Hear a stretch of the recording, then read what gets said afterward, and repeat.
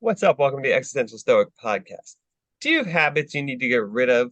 Do you have some bad habits maybe weighing you down or keeping you from doing what you want? Well, today you're in luck. We're going to talk about how to break any habit. I'm Danny, here, my buddy Randy. What's up, Randy? Yo, Danny. So have you had to break habits in the past that were, getting in the way of your good life? Dude, totally. And it's like we're the sum of our habits. I think it was Aristotle who said that, something along those lines. And yeah, it's Sounds always like in Aristotle either way. I know, right? Or Einstein. What the hell? We'll just give it to him. He gets all the credit. For But yeah, everything.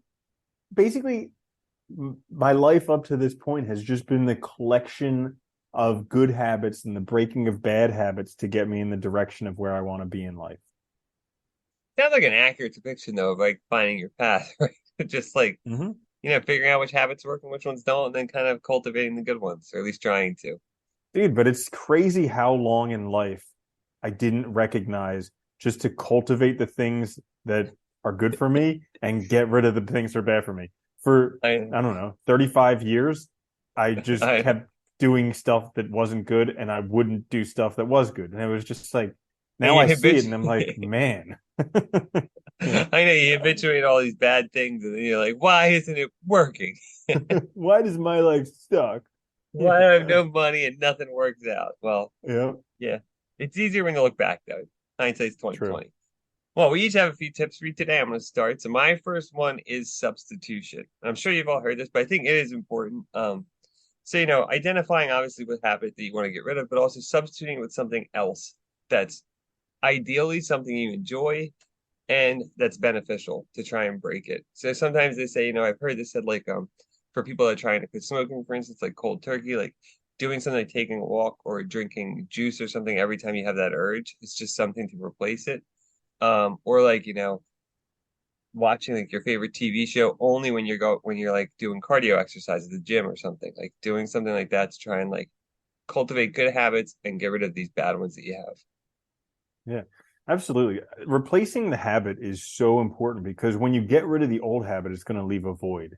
And if you don't Yeah. fill that in, you can fill it in with another bad habit, but you'll just be replacing that one later. If you Yeah. don't fill it in with a good habit, then you're just leaving that void and eventually something's going to fill it. And, it's better to be self-directed in terms of where that should go. So my first one for how to break any habit is you need to get angry. Like use anger, being fed up to your advantage. And truly, I know this is going, a lot of people probably won't like this, but I think you actually need to reach bottom a lot of times. Like, dude, okay, so get this. I was watching this interview. There's this guy, Alex Hormozy. He has a pretty popular channel. And he was talking, I mean, he's like super fit. He's Yeah. like Arnold Schwarzenegger in his heyday. He got jacked, yeah. Yeah. Yeah. And so he was talking with a dude who was probably 400 pounds, who wanted to get more fit. And he's like, "Oh, I just can't do it. What would be your advice for me?" And he asked the guy, he's like, "How come you're not 200 pounds heavier?" And the guy's like, "Well, I just physically can't eat that much food." And he's like, "So you can stop. You just are not able to do it at the right spot." And he actually said to the guy, he's like, "I really think you actually need to get heavier before you're going to get any lighter, because you need Yeah. to get to a point, like a lot of addicts will get to that point where they have to reach rock bottom before they can actually bounce back, because you need to get to that point where you just get angry and say no more. I can't take this anymore." And then that'll give you the drive to never go back to that point. Yeah, it's a hard one, but I think it is true because I've had that in my own life where like everybody's got a limit where like eventually they'll hit it and they'll say, no more, I can't do this anymore. And that'll be when the real turning point happens. Because before that, if you still have room on that other side, you'll keep pushing that line. Like you might be like upset or you might recognize it's a problem and you'll make some small changes, but ultimately you'll go back to it, right? Because you haven't hit that threshold yet and crossed it. And in order Yeah. to do the hard things that you need to do, oftentimes you need your back against the wall where you're like, there's no way I can turn back. Like, Yeah. it's not an option to not do it. So I just need to do it. Yeah, and sometimes for the most extreme cases, that's true. Like, hopefully, you don't have to do that. Obviously, ideally you don't want to get to that point. But like, if you do, Mhm. sometimes for the big things in life, I know for myself, like that's the only way it's going to happen. The only way change is going to Dude, happen is till you get to the point where you can't do anything else. Yeah, The only way I learned about personal finance was going $250,000 into student loan debt. Yeah, Like, that helped. yeah, Surprisingly helpful to make you want to yeah, learn about it, right? Yeah. right. Oh God. My my second one is identify your goals. And this I think is important too. Like know why you're doing it. Like if you're trying to get rid of a habit, don't just like it's one thing to recognize something's bad or not helpful or hindering your life, but know why you're actually doing it. Have a clear plan in mind. Know why it's going to help you to get over this thing, what you're trying to work towards, because having that higher order goal, I think, can be extremely helpful. I think it can keep people from like really bottoming out. It can keep them from like, failing completely. You have something to work towards and you have a reason to do it. Oh yeah, absolutely. It'll give you the drive to keep going forward when times get tough. Yeah, Yeah. so it's definitely necessary to have that. My next one, again, this is going to probably be counter to what a lot of people have been taught from social media and all this other stuff. But so the common the Social media. common philosophy or common knowledge is it takes 28 days or many months to develop a habit. But actually, I'm listening to this book, The 4 Day Win, by none other than Martha Beck. Oh, Okay, go figure. Great author. right. Yeah. And she's talking about how she was in her PhD research, she was studying like people with eating problems, and she was like, none of them would commit to 7 days. When she would say, "Can you do something for 7 days?" They would be like, "Nope." And then, but she was interviewing a lot of people who had successes, and they all said, "Oh yeah, it came back to this time when like 3 or 4 days something changed, and then I thought I could carry it on." And she started asking people, "Can you do it for 4 days?" And they're like, "Yeah." And it's because our mind can actually like grok 4 days. Like we have names for them: yesterday, today, tomorrow, day after. Anything Oh, else yeah. is just like the future or the past. But like, so our mind can grasp those things, and we're like, 4 days. Who can't do something for 4 days? But a week, you're like, but what about the weekend? I mean, there's going to be Friday and Saturday, and so like, actually, and she found out that like when she got people to just do something for 4 days, it gets over that initial hump, like the difficult part, and then you're already over that hump of the difficult part, and you're like, well, I already did 4 days. Why wouldn't I just continue it now? Yeah, that's true because you prove to yourself that you can do it in the first place, right? You actually prove you can resist or you can break that habit for a few days, and then that gives you that motivation. It at least shows you can do something. You have self-control, and then it's like, yeah, why not? Why not do another four? But like you said too, it's something we can grasp. It's reasonable. It's a shorter amount of time. I like that, Mm-hmm. yeah, because you usually hear like 28 days. You usually hear like even 60 or 90 in some cases. Like that's a long time. It's too far in the future for us to A even lot of calculate. willpower. Yeah, yeah, I don't have that much. Yeah.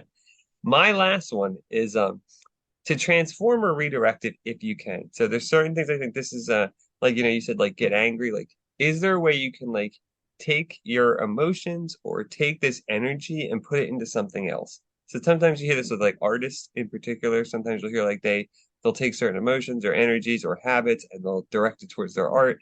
Is there a way that we can actually do that and change it? I think this is an interesting path to consider as well, because in some cases it can be helpful. Like I noticed for myself, like I had a tendency to be very like I guess you could say like OCD at times, and I think that has been actually very helpful when I'm learning stuff. Keeps me motivated, focused. I can be very quick at it. I have a good routines. But it was something that I had to kind of redirect that energy from negative things to more positive. So I think that's a good method. Yeah. Yeah, that's a great one. Like I remember when I was suffering more heavily from seasonal affective disorder or seasonal depression, what I would do, because my typical go-to was feel terrible about myself and then get into the spiraling loop about feeling terrible about Yeah. myself. Which is So always what fun. I found out with the substitution was I start feeling bad about myself, recognize it's that time of year, and then go for a walk. And There you go. every time I didn't want to go for a walk. Not 100% of the time I did not want to go for a walk, Yeah. but I would just put on my shoes, put on a coat, walk out the door. Because I knew every time when I came back, I'd feel better and it would like break me out of that loop. Yeah, what's funny? I meant to tell you, I did this just on the side. I heard something the other day. They did a study, and I forget the chemical name, but there's a certain chemical that when you do light exercise, like walking, it doesn't have to be heavy. You don't have to like lose your breath or anything. There's a certain chemical that's released that helps with anxiety, and they said that's why like when you're suffering from anxiety and depression, even if you don't want to, like light exercise, like a walk, is great because it releases this chemical that helps you deal with stress and helps mitigate it. So it like really does help. It does. You don't have to be like it doesn't have to be heavy. You don't have to lift weights. You don't have to do anything where you're out of breath. Just a walk. Yeah, Yeah. That's the amazing. thing. Like, you can't wait until you want to do things to do them. You just have to do them, and then you'll want to do them. Yeah, It's crazy, yeah. You counterintuitive. just to force So, yourself. yeah, so my last one for how to break any habit is become a different person. Like, Hmm. let's say you want to be someone who's physically fit. Don't be like, well, I'm trying to lose weight. I'm trying to gain muscle. Be like, no, I'm a physically fit person. What would a physically fit person do? Like, here's an instance from my life. I used to smoke cigarettes, and it got to a point where I was angry. I was pissed off being addicted. I hated it. I hated waking up in the morning having a cigarette before going to sleep, after every meal having a cigarette. Like, it just got to be annoying. And so I went and I got hypnotized. And the crazy thing was, in one session, it was gone because all he did was he changed my perspective of who I was. Before that, I was a smoker who was addicted. Literally one hypnosis session, and he changed it to I'm not a smoker. Yeah. Like, people would offer me a cigarette, and I'm like, no, I don't smoke. And it was literally like the next day, and it was crazy how it left me, because before I would get like real antsy, like I'd really want a cigarette. I could feel the addiction, but then Yeah. afterwards, it was just like I knew that I didn't want to smoke, so the feeling would come up. I'd be like, "No, nah, I don't want to smoke. I'm not a smoker," and it would just pass.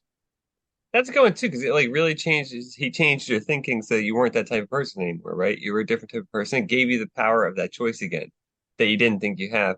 And I like that. I like that one of changing, becoming a different person because you're right. Like, I mean, so often like our habits define us. It's like you need to think that you're somebody else and you need to get that mindset to where like, I'm not that person anymore. I have choice now. Because when we think we are a certain way, we think of it as not having choice. It's like Yeah, we're stuck in that and we lose our autonomy. So it's like it's a way to regain it and to regain like our control, right? Which I yeah, like. and it's something you can do yourself. You don't even need to be hypnotized. Like, I know Les Brown talks about it all the time. He's a motivational speaker, and he talks about how, like, it took him years to become a millionaire. He could have done it a long time ago, but the hardest person to convince was himself. Yeah. And then once he convinced himself, it happened immediately. And Yeah. so oftentimes that's how it is. We're like we're not able to convince ourselves. Once we convince ourselves that it's possible, then we figure out a way to get there. Well, all those limitations fall apart, right? They break down. And that's the important thing. It's a good one. Mm-hmm. I like that.